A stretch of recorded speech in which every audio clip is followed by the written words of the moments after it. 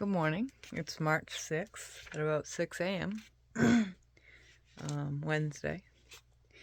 I just wanted to touch base again. Last night I went to a meeting with some fellow IO peers, and it was a good meeting because I saw some people I hadn't seen, or a person I hadn't seen, and his daughter for quite a long time, and we had quite a extensive using history as friends. And it was really good to see that we're both on the right side of the track now. I actually spoke. This will be my fourth time or fifth time ever speaking at a meeting. Because I've gone to them off and on my whole life since I was about 15 or younger. So I spoke and just said that because we had a couple of moments of silence where nobody was wanting to talk. So I took my turn and just said that I was grateful for being there because there were two people sitting at the table that in the past had saved my life. And then after I got done, I just said thank you. But I wished I had said there's two people at the table and that has saved my life in the past. And I'm thankful for being here. None of us would be here if the meeting wasn't here. Or something along those lines. I said it better in my head. This morning, I was reading my Once a Day, Every Day for Women from Ani Don. A couple of things. As I was picking it up, I flipped through the pages and a index card came out. So I figured that's probably an old bookmark from her.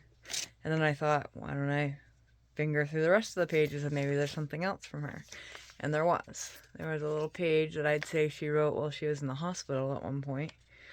I almost thought it was my own from in the hospital, but I know that I've never brought this book to the hospital, so it had to be hers. Some of it is recognizably her handwriting, and some of it looks a lot like mine.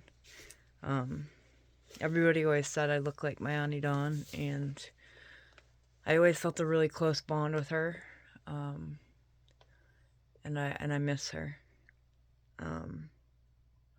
She was a driving force in my sobriety, and I no longer have that on this realm, but I know she's in the other, pushing me forward. I made her promise me. I didn't make her. I asked her, promise me you'll come back and guide me and the kids if you can do that on the other side. And she said she promised. And I truly believe the voice of reason chatter in my head of things that I should do in the right direction is Ani Dawn.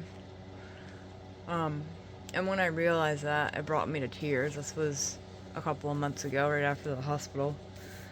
Right after my hospital discharge. I cried and realized my family has always been there on the other side, pushing me in the right direction. I just couldn't hear them. And now they're loud and clear. And I'm so thankful for that. I could have easily gone in another direction. And they are pushing with all their might to get me through this finish line towards sobriety and a better life, the one I deserve. So, back to the book, Once a Day, Every Day for Women. It was talking about today's opportunities, and I liked one of the quotes, and every page has a timely tip at the bottom. So I'm going to read one of the quotes I like and timely tip at the bottom for today. One of the quotes is, "We never untangle all the woes in other people's lives. We can't produce miracles overnight, but we can bring a cup of cool water to a thirsty soul, or a scoop of laughter to a lonely heart." and just saying that spreading seeds of goodness instead of negativity is only doing, you good going forward and the people that you touch going forward.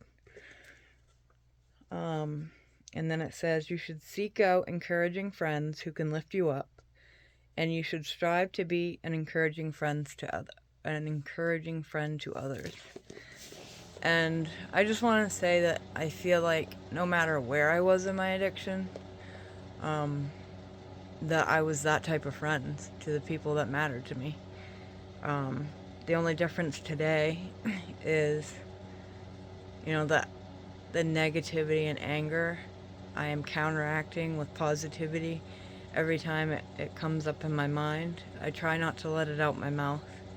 Not perfect at it, but I know with time and mindfulness I'll get there. And the timely tip about friends, seeking out encouraging friends that lift you up and an encouraging friend to others. Like I said, I feel like I've already been an encouraging friend to others, but I do know the biggest thing I need to do is surround myself with friends that encourage me and accept me for who I am and don't expect things from me in order to be my friend. So, last night going to a meeting with some people from my IOP group was a good way to start that. Sober, I have a really hard time engaging in conversations with other people, and I tend to isolate, but I'm okay with silence and being alone. It's never something that has bothered me, never been something that bothered me. But at the same time, I know it feels good to engage with others, especially if we're on the same wavelength. So my goal this year is to, submerge myself in a crowd of people who are in recovery, work on my book, and really get things done that I need to get done in order to stay in recovery. So far, I'm killing it. So, also, yesterday I had an appointment for my teeth. It was the bite appointment. I guess where you go in after and they pull out the impression they made at the last appointment and you pick out the teeth that are going to go in it. And I was really excited for that, but because I asked them to change my appointment so that I got them sooner, before my son's birthday and graduation at the end of May and early June, they forgot to put them in the pile to get done for yesterday. So she made my appointment for 2 weeks out and said that she would have them done by that point. So looking forward to that. But she did thank me for not getting upset, and that's something else I wanted to touch on.